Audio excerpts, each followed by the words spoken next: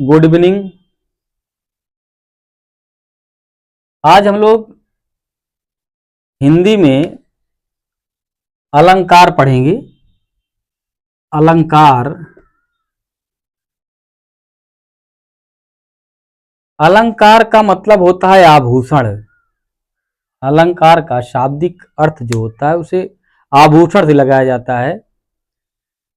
जिस प्रकार आभूषण पहनने से लोगों की शोभा बढ़ती है, उसी प्रकार काव्यों में अलंकार के समाहित होने से काव्यों की शोभा बढ़ जाती है। देखिए, प्रसिद्ध संस्कृत आचार्य दंडी ने अपनी रचना काव्यादर्श में अलंकार को परिभाषित किया है। दंडी ने अपनी रचना काव्यादर्श में परिभाषित किया है, अथवा परिभाषित करते उन्होंने क्या लिखा है कि अलंकरोतीति अलंकारः, अलंकरोतीति अलंकारः, अलंकरोतीति अलंकारः।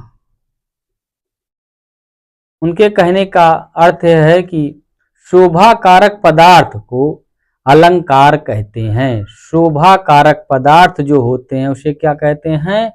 अलंकार कहते हैं। शोभा कारक पदार्थ को अलंकार कहा जाता है। शोभा कारक पदार्थ को अलंकार कहते हैं। हिंदी में, संस्कृत में दंडी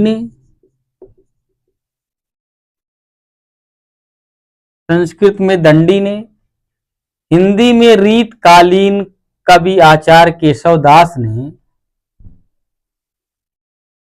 हिंदी में रीतकालीन कवि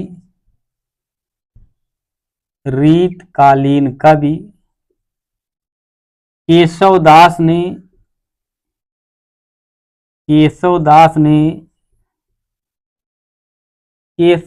ने कविप्रिया यानी कि अपनी रचना कविप्रिया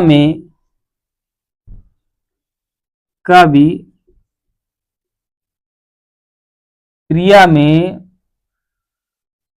अलंकार की विशेषताओं का विवेचन प्रस्तुत किया है।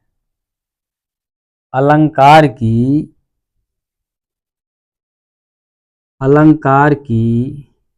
विशेषताओं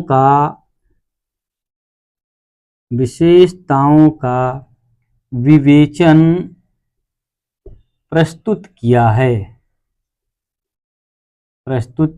है।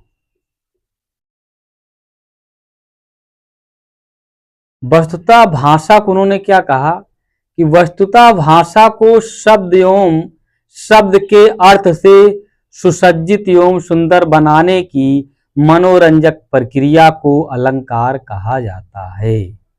वस्तुतः भाषा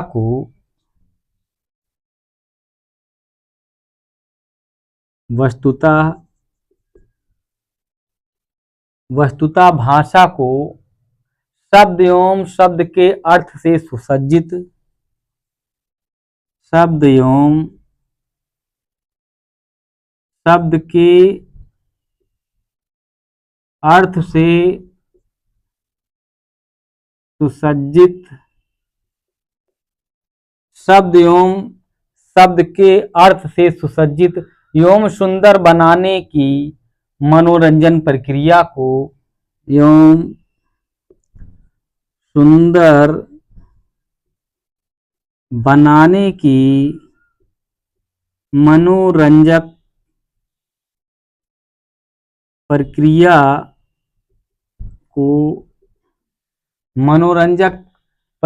को अलंकार कहा जाता है।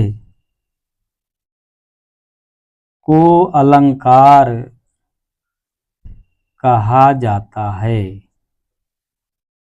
मनोरंजक प्रक्रिया को अलंकार कहा जाता है। अलंकार काव्य एवं भाषा के लिए महत्वपूर्ण होते हैं।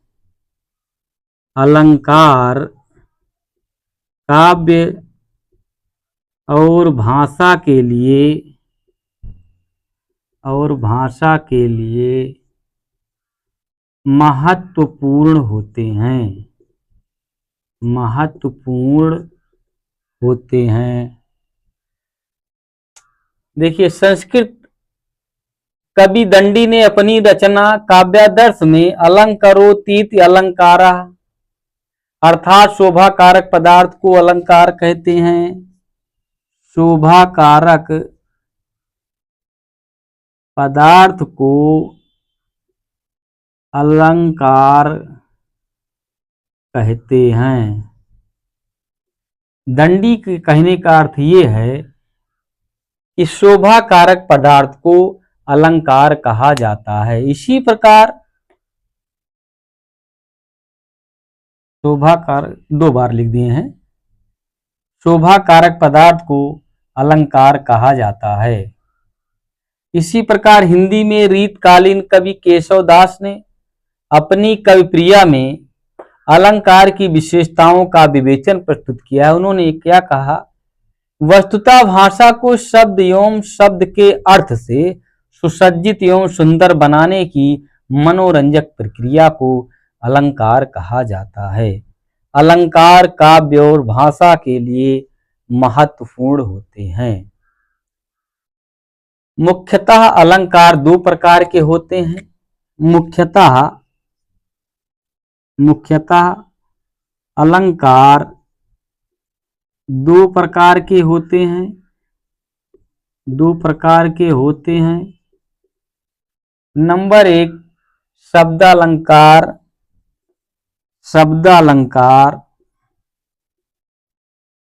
नंबर 2 अर्थालंकार।